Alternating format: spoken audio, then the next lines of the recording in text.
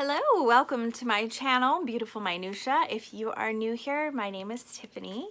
So today I'm going to do a mid-month wrap-up for April, and I have not read very much in April so far, and part of that is because one of the books that I completed is a behemoth and took a lot of mental energy to read. I'll get into that in a little bit, but I still wanted to do a mid-month wrap-up because all these books are fresh in my mind, so I want to be able to talk about them while they're fresh in my mind. All of these books were either library books or audiobooks, so a lot of them have been returned, so I'm just gonna put pictures up here instead of holding up books this time. So let's get started. So the book that took up so much of my time was one that I started last month but didn't get very far in, and that is The Idiot by Fyodor Dostoevsky. I love Dostoevsky so very much. Crime and Punishment is probably one of my all-time favorite books. Absolutely loved it. I really enjoyed Brothers Karamazov, although some of the philosophical stuff was just long-winded, I guess is the word that I'm looking for. And then there's a super long chapter that's like essentially a fever dream, and you're like, what even? So it was more difficult to read, but I still really liked it. So I had very high expectations for The Idiot. So The Idiot is essentially about a man, Prince Mishkin, and he has grown up having epileptic seizures and struggling with that, and kind of struggling with his awareness at times when his illness was really bad. And he's also very kind, honest, trusting, and naive. So for all of those reasons, plus his difficulties with epilepsy, people have labeled him an idiot and think that he basically is mentally disabled in addition to all that. So this story is pretty much about him. He has spent time in Switzerland in a sanatorium, and he wanted to come back to Russia. So the story is him as he is re-entering Russia, and he meets some people. Some people are kind of high society and some people are kind of shady. But all of them are very different from him. And he's so willing to think the best of them and forgive them, but really pretty much all of them are kind of terrible people, if we're being honest here. So the first part of this book was unbelievable. Like, the level of drama there's 4 parts in the book, and the level of drama in part 1, I was just like I keep comparing it in my mind to like the Real Housewives series, but I've never actually watched those, so I guess I don't know. But I've seen like commercials and clips where everyone's like yelling at each other, and it's so dramatic, and there's all this, well, he said and she said. And the first part, there's like these scenes, like there's this one guy with his family, and his family relationships are ridiculous, and he is wanting to marry this woman who is a woman of ill repute, but it's not her fault. Basically, she was an orphan, and a guy paid for her schooling and her education, and then as she's growing up, he sees like, oh, she's so beautiful, and then basically starts sexually grooming her, and she was his mistress, and then he decides he wants to get married to someone else, and so he's trying to dump her off, and she's having none of it, so it's all very publicized. Then there's a scene where it's like her birthday party, and both of those scenes I was just like, oh my gosh, like the drama was insane, and I was like, was not expecting Real Housewife level drama from Dostoevsky, but I am here for it. Like, it was so entertaining. It was like a train wreck that I just couldn't look away from, and Oh my gosh, it was so good. And so the other 3 parts were much slower, but they were still interesting. There was a lot of philosophical discussion, which is very common in Russian literature. There's no such thing as just a story. Like, it is always very much about morality, and that is not unique to Dostoevsky. I felt like Tolstoy was just as much, if not more, long-winded about all that kind of stuff when I read Anna Karenina, which is the only one of his books that I read. But yeah, there's just like a lot of discussion about mental illness and Catholicism and society and corruption, capital punishments.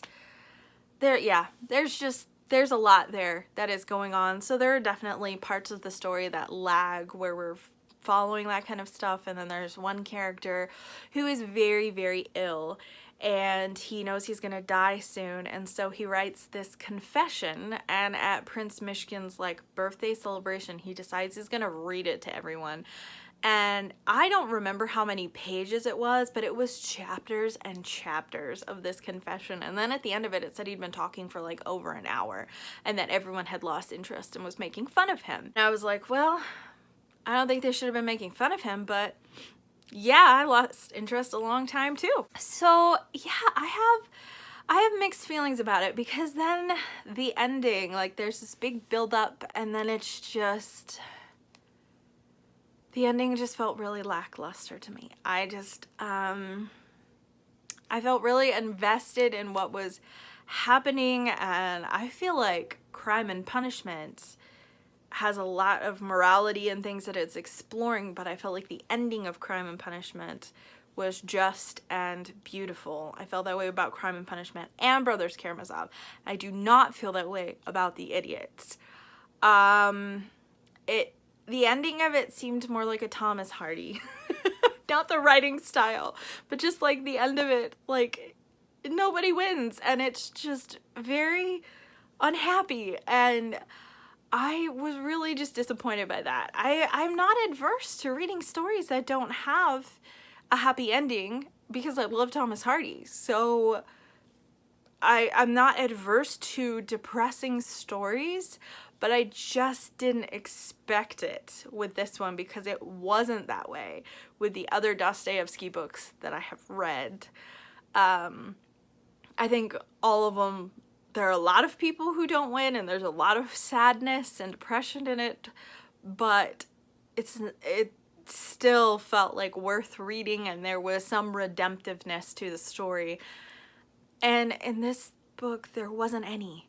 And when you've read 700 pages of a book that, like, so much of it is just discussing philosophical things, but you're still really invested in the character, you put in that much time, because it took me like weeks to like finish this book, it just felt really disappointing. So I ended up giving it 3 stars, and I was shocked. I was like, how did I give a Dostoevsky book 3 stars?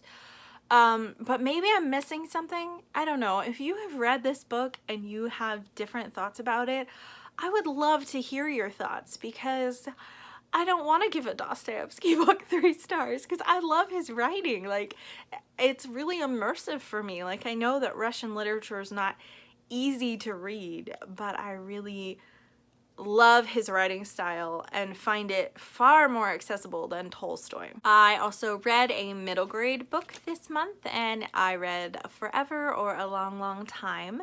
And this book was recommended by Chantal at An Intentional Life, and this story is essentially about foster care. It's about a brother and sister who grew up in foster care and never had any contact with their birth family at all, have no memories of it, and they have been adopted by a woman, but they have a really hard time believing that even though they've been adopted, that this is going to be forever, because there's been so much trauma. They have been uprooted so many times and bounce from home to home that they have a really hard time believing that this is for real and this is forever. They love her, they want to be with her forever, but they have a really hard time believing that it will be because of all of their trauma. And oh my goodness, this book was so hard to read in places because it just like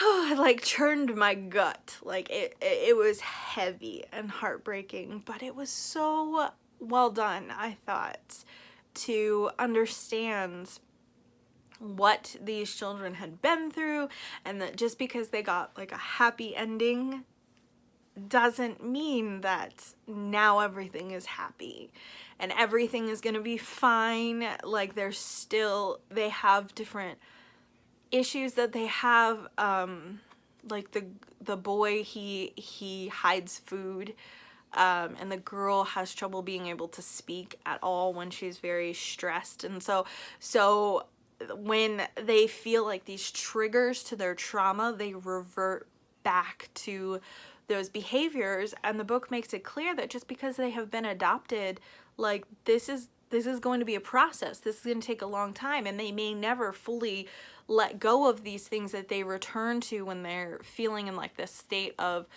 trauma or being triggered. And I really liked how the book examined that. I just felt like it was explored very well, and it's hard to say like that you enjoyed a book like that, because it's not enjoyable, but I felt like it was really good. So I did give this, I think I might have given it 5 stars. It was 4.5 or 5. I can't remember for sure, but I loved it. The only other book that I physically read this month is Strangers on a Train by Patricia Highsmith. And this is a thriller, and it is about 2 strangers that meet on a train, and one of them, he is still married to this woman who has been very unfaithful to him, and she's kind of a horrible manipulative person, and she's like moved on with all these guys here and there, and he has moved on with this girl, and he wants to marry this girl, but like his ex-wife won't give him a divorce, and she's, like I said, she's very manipulative. And then this other guy on the train absolutely hates his father, and he suggests that they each kill these people that are like in their way, so to speak, of life, because why would the guy who has trouble with his wife, why would he have had a motive to kill the other guy's father? And the guy who has the issue with his father, why would he have had a motive to kill the other guy's wife? Like, they're complete strangers, so it seems like the perfect crime. And as you might guess, the guy who suggests the murder is a complete, like, psychopath. And the other guy is like, no, I'm not doing that. But the psychopath guy basically, you know, does what he wants and doesn't listen, and the whole thing just unravels, and it is crazy, crazy. Somehow, Patricia Highsmith makes it so you completely, like, despise the villain of this story. But then there are times when I felt really sorry for him too, and I don't know how she did that. Like, she made me hate him and then feel sorry for him in turn. I did feel like the protagonist was really bland. I felt like he was just kind of, I don't know, I didn't really care about him. Like, yeah, all these things are happening to him and it's crazy, but I'm like, that's crazy. I don't really care about you though. You know, and so I didn't feel really invested in him. The story itself was very interesting, so I felt like it could have been better. I think I gave it like a 3.5 to 4 stars. It was decent, and the storyline was really interesting. It was good, and I'm glad I read it, but I don't know, it wasn't my favorite. I didn't really connect to the characters as much as I wish I had. And then the last book that's on here was actually an audiobook, and it's Talking as Fast as I Can by Lauren Graham. So this is her memoir, well, sort of memoir. I think it's technically classified as an essay collection, but she talks about growing up.